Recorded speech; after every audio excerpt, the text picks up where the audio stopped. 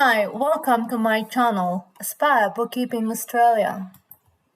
In this video, I will discuss the brief overview of the chart of accounts and how to use these accounts in bookkeeping using an accounting software platform such as Xero. The topics that I will be covering for today is the brief overview of the chart of account and how to navigate this within Xero, how to create a new account or customize or edit an existing account, the GST code settings per account, the import-export chart of account functions, and how to use the chart of accounts in data entry and bank transactions account coding. What is a chart of account?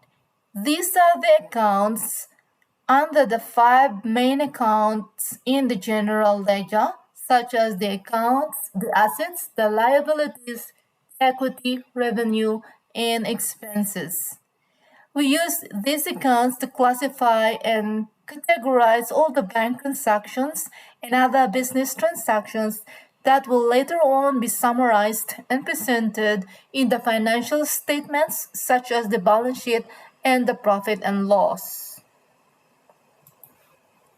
The accounts classified under the assets, liabilities, and equity are presented and included in the balance sheet, while all of the accounts that sits under these categories of revenue and expenses are all classified under the profit and loss statement. Now, I'm going to show you where to find the chart of account page and how to navigate it within Xero. You can click the search icon here and type chart of account and it will take you to the page. Unfortunately, this function is not available under the demo company.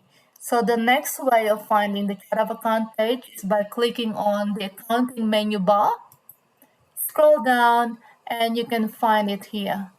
Just click it and it will take you to the page. Just in case that this doesn't show under this account menu bar because it's not listed among the favorites, you can go to the organization menu here. Just click the drop down arrow, click settings, go to the next page by clicking on looking for advanced settings, and there you go, the chart of account. So this is the page. So as you can see, there are different function buttons up on the top. The first one is the add account, add bank account, print PDF, import, and exports. And down here are the 5 main categories of the accounts. Please note these 5 core or ledger accounts are always part of any accounting softwares, and they are all the same for every businesses. And the account codes that sits under each of the 5 main ledger can be customized by the business entities to suit their requirements. Now let's click on all accounts to show all of the different account codes. Another thing that I would like to discuss is the tax rate. As you can see, this account has different tax rate that's being used. Some is coded as BAS excluded, the income is coded as GST on income, and some are GST on expenses and some are GST free expenses. I'm going to click on the assets category.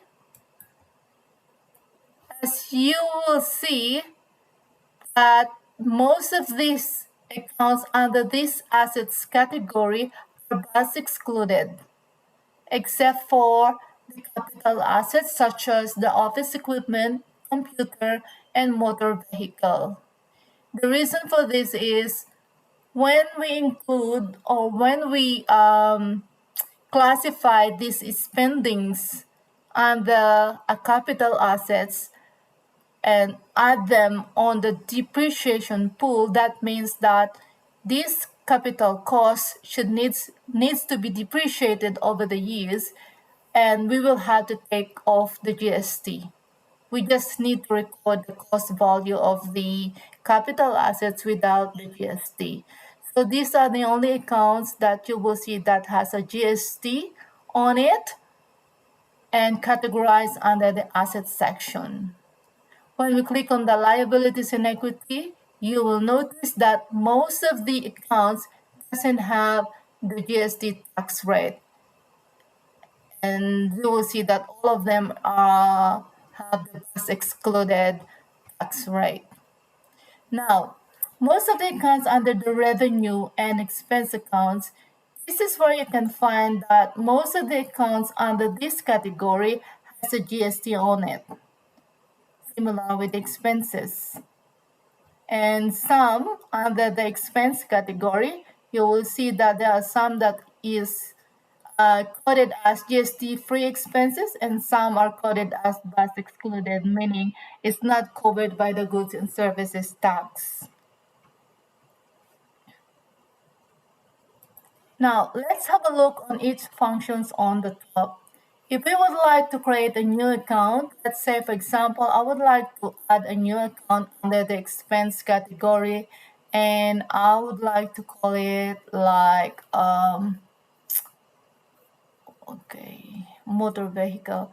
Okay, fuel expenses, for example, motor vehicle fuel expenses, and I would like to put a 450 code. So let's click add account. And since we are creating an account under the expense as category, we will click expense. And let's say 450. And I would like to make a description like motor vehicle fuel expenses. These expenses are obviously with GST or goods and services tax on it. And if I would like to monitor this account and show it on my dashboard watch list, I will just simply click this box and click save. Now let's scroll down below under the expense category 450, and now the account has been created. Now, the next function tab here is the add bank account. So if you would like to add other accounts other than bank accounts, use this function button. But if you're adding any bank accounts, use this add bank account button. So let's have a look on the assets section.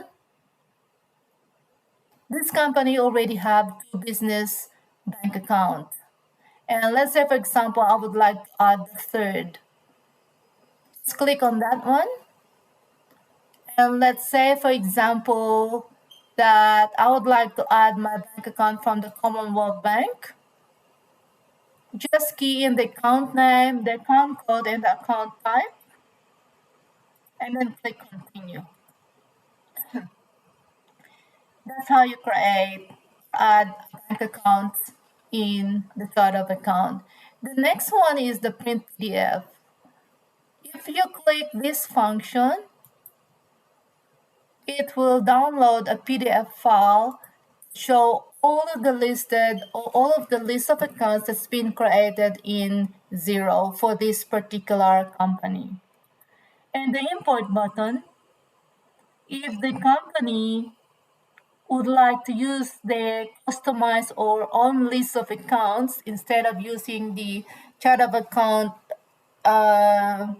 defaults in Xero, just simply browse on the file and click import. Please note that any files that you would like to import to Xero needs to be on the CSV file. On the other hand, if you would like to download the list of these chart of account, just simply click export, and then it will take you to this file. So meaning these are all the listed and created accounts in Xero. So now I'm going to show you how to use these chart of accounts or these account codes in doing the bank reconciliations and even doing some data entries. So let's click on the bank accounts, click on reconcile these 24 items and choose what account you would like to the accounts coding. Let's say for example NAB bank fees.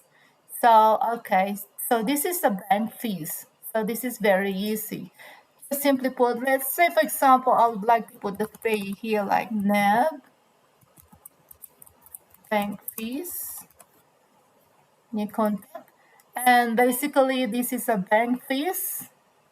So you can click down the drop down arrow here and you can select all the other account codes here.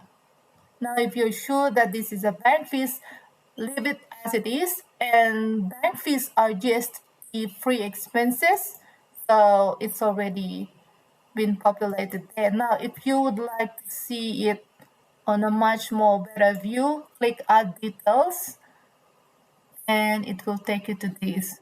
So it shows the description, the amount, and the account codes with the GST coding. If you're happy with that, click save, click reconcile here, or click OK from the top, and it will be reconciled. Now let's do some data entry by creating a new sales invoice. Let's say, for example, I would like to create a new sales invoice for this company like ABC Furniture. Now I'm going to select the item code. Let's say, for example, golf ball white single and 100 pieces. And then as you can see, we are creating a sales invoice on account, and this will be included among the accounts receivable items. And since it's an accounts receivable, this automatically set up the account code, which is the sales account code or the 200 sales. Since this company is a GST registered company and they have to pay GST and claim GST on each income and expenses that they incur, so the tax rate for these sales is GST on income. So just click approve and that's been recorded. Now let's record some bills to pay. Expenses. Let's say for example I would like to record an expense item for let's say for example basket case, and I'll put the due date for next week, and then let's say for example $5,000, and the item is let's say for example purchase of basket transact inventory baskets and 105.50, and the count is purchases. Automatically the tax rate is populated if in case that this certain purchases for this particular supplier is not GST, is not doesn't have any GST, just simply click GST free expenses. But let's leave it as GST on expenses. So 55,000. So okay. Then click approve. Oops. Totals do not match. 55,000. So you will see the errors that's popping up if you are not going to do the entry properly. So you have to put, oops, how much is that? let's say 10 of these and put 6,050 down there. Click approve.